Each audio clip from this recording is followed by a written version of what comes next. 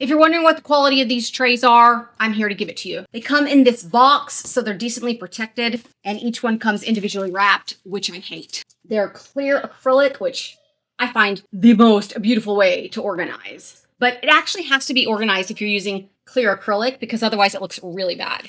These are very sturdy, as you would expect acrylic to be. I would say on a scale of 1 to 10, with 10 being the thickest, best kind of acrylic, which I have for some of my makeup items, this will come in at about a 5. I would say it's average quality. It's not the super cheap kind that you can drop in cracks, but it's not that super thick kind that's going to last forever. But this will sustain a fall or two.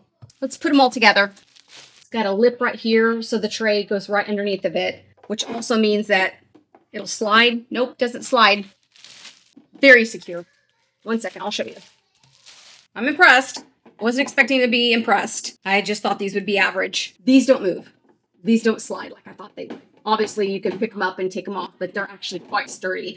I don't know what I'm going to do with these, if you were wondering. I don't know. If I figure something out before I edit this video, I will take a picture of it. But currently, I just saw them, liked them, and thought, I need those because I love acrylic. I'm probably going to use them in my makeup room to store something. I could do palettes in there. I'm not sure yet. That's all I know, is I'm not sure yet.